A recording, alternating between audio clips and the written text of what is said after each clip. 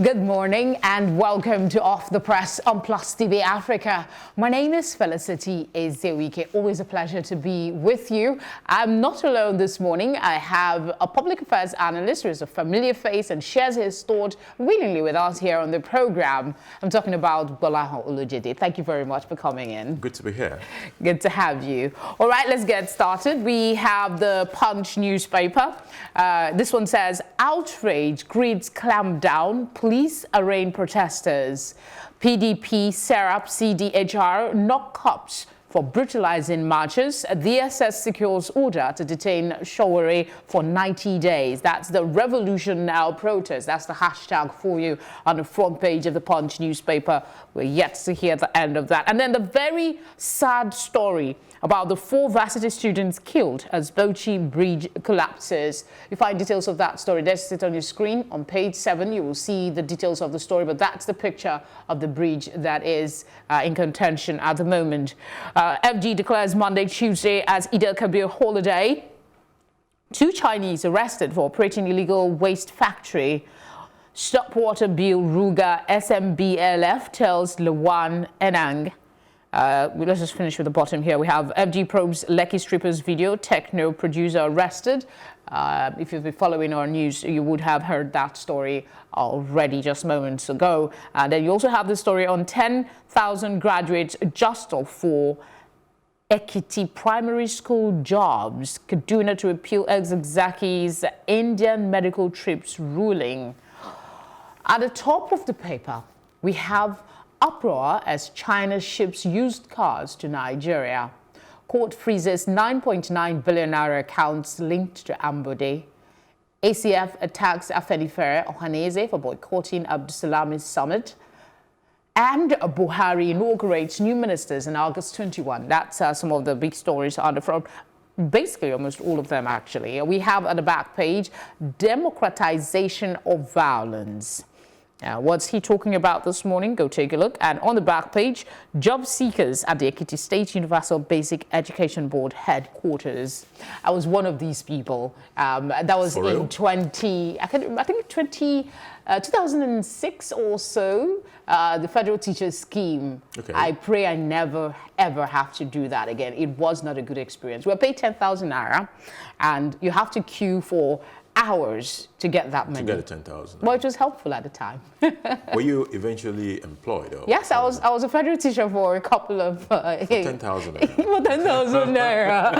Okay, yeah, it's a joke, but it's actually happening. It helped, but you see, when we're talking about teaching, it shouldn't be because you had no option that you decided to teach, which is what I... Yes. From what you just said. Yes. I just finished NCE. I needed to get extra money to do my degree, and then that was why I went. So you went for that. 3 pillars in education, I will always say: infrastructure, teachers, and curriculum. Those 3 pillars are things we must pay better attention to. It shouldn't. Teachers should not be. It's really unfortunate. Look at the crowd. I don't know if you can show that picture again. What you're going to have look at the crowd of young people looking for jobs. All sort of background will come with no teaching experience. There are skills to teaching. It's not everybody that can impart No, I had the skill. I didn't just jump in. Okay, you had. But of course, you know what I'm saying. You've had some teachers in your classes. Terrible teachers. So you know what I'm talking about. All right, let's go to other headlines this morning. There is this big one on the collapse. We'll go to the revolution now because that's a big one. But let's look at this, a student dying because of Bauchi Bridge collapse. It's a very pathetic situation. Anything that has to do with public infrastructure where vulnerable people are involved, it requires attention. I can bet that the state of this bridge did not get to that level overnight. It's a gradual thing. And there must have been some sort of complaint at some point. So what did we do? We waited until everything kaput, and people had to lose lives. These are unnecessary lives being lost. When you even look at the bridge, look at the picture of the bridge. Does this come across as a bridge that is normal, that should be over this kind of an environment where you have students? When you have students, there will be traffic. And this bridge was set to connect the hostels with the reading area. So which means people going to read pass over it, they pass back to get to their hostel. So the traffic is high. I don't think we did well enough. I just hope that they do something about it. Yeah, I hope so. And may God comfort the families of the people who lost lives in this place. All right, let's look at the big one that's the outrage. Yes. I think in the interest of peace, the government need to dispose of these issues of Sowore being in detention. Some people who are arrested are also still in police. You need to just dispel with it and let they don't seem to want to do that, because from this report now, they're looking to hold him for another 90 days. And when they get to the court, do you think that the court will do that? It depends. When you get to the court, if the court see reasons, which what I'm also seeing, and in the context of the law, the court might just decide. You want 90 days, sorry, you don't have 90 days. Release this gentleman. What about the lawyer? In Lagos State, I hear that the judge has not yet signed the release. I don't know as at this moment, but as at last night, the release for those protesters that were arrested was yet to be signed for those people to go. Maybe we're done this morning. We're saying the same thing. Whether you are a protester arrested or Sowore himself, they are matters that we should dispel with dispatch without wasting time. Because wasting time on it, you brew sentiment. The protest that you were trying to frustrate might eventually now happen on the heels of holding on to these guys. Okay, I was going to see if that headline was captured here as well, but I'm just going to have you... It's in all the papers. No, I'm talking about the Ezewuike one, so we don't spend so much time on the Punch newspaper, yes. But we still have to talk about it. Kaduna State to appeal Ezewuike's India medical trip. There's been a release. Go for your medical trip. But as of today, maybe it happened overnight, but from this, we know that he has not been released. What's your take on that? Do you see the government in this case allowing him to go for that medical trip?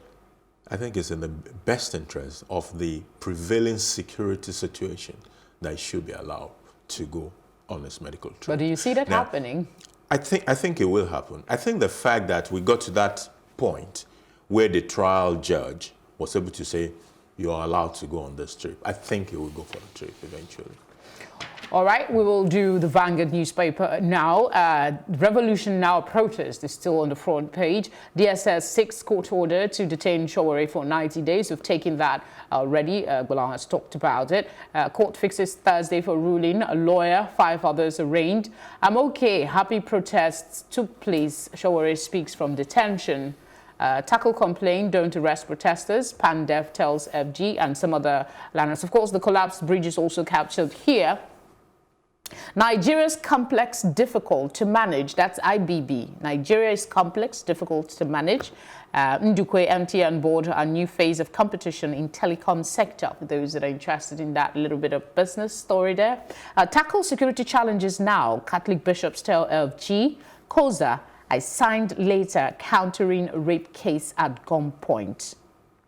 That's a new one. I'm just seeing this for the first time. Yeah. I signed later, countering rape case at gunpoint. Busola Dakolo speaking. We apparently haven't heard the last of that case. No. Because I think he's dying. Last Sunday, the pastor preached at the pulpit. And that could have been a consequence of what we're just seeing in the news today. That the person who alleged rape has now signed a letter saying there was no rape.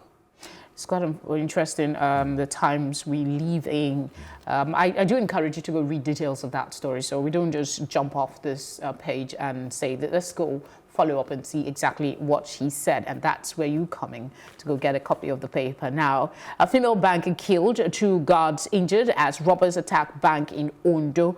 That's another sad story we saw yesterday. At the very top of the paper, we have Ghanaians like sex too much. That's an actress joking. Nigerians don't. I will just keep my mouth quiet, except Gbolahan has something to say about that. MD to review revenue sharing formula. That's RMAFC boss.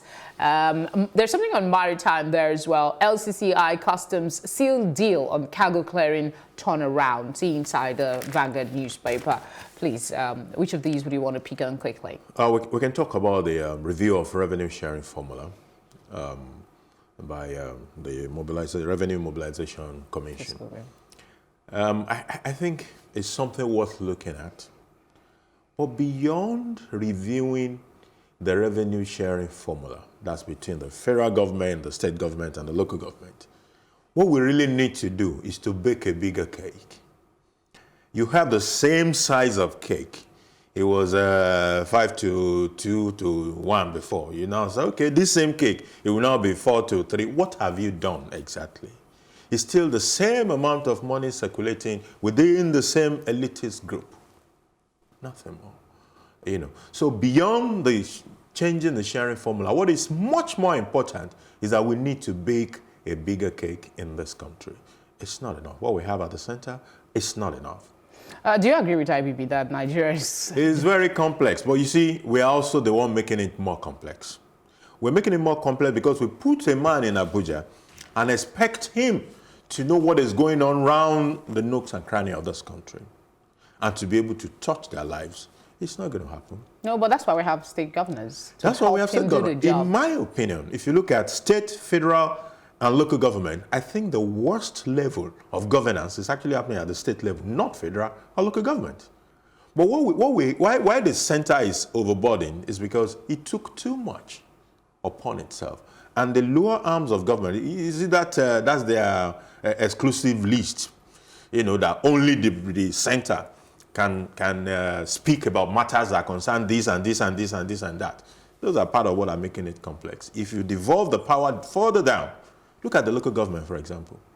They are literally, not working. They just pay salary. They just exist to pay salaries. ThisDay Newspaper is next for review now. We have a review of revenue allocation formula underway, says RMAFC. That's the screamer that the ThisDay paper is choosing to go with. Gbolahan has just spoken about it from the Vanguard newspaper.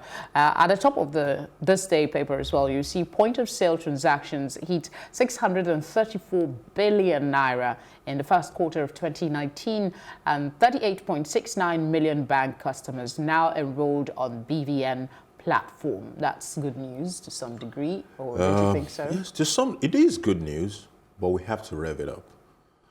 Look at what is going on now. If you need to apply for the new passport, they're going to ask you for your national ID card. If you want to do national ID card, they're going to ask you for your BVN. So what we have had in the past was like there are pockets of data being collected by several organizations, but we are beginning to link all those data, which is what we should have done from the very beginning anyway. But maybe we woke up suddenly and we are trying to do that. What that will eventually do when we rev it up is we will have identities and we'll be able to do a lot more. In Nigeria today, a lot of people are unknown. They are faceless in the real sense of it. So it will be like a data bank. It will be like a data bank. I did what they call self-check-in at an airport outside of the country in Chicago several years ago. I was an undergrad student in the United States, and all I had on me was my student ID card. I've never done it before. And I was at the airport, the guy said, yeah, you can use your school ID card. And I swiped that school ID card. All my information were there. They just pop up on the screen. And that is the extent we need to get to. That's it. There's also the fear of manipulation. We have the issue with Facebook and, all those issue of selling your data to people and all of that. There's always that risk. It will be there, and it's here to stay. I don't think it's going away. We're increasingly being exposed. Your telephone service provider knows around where you are.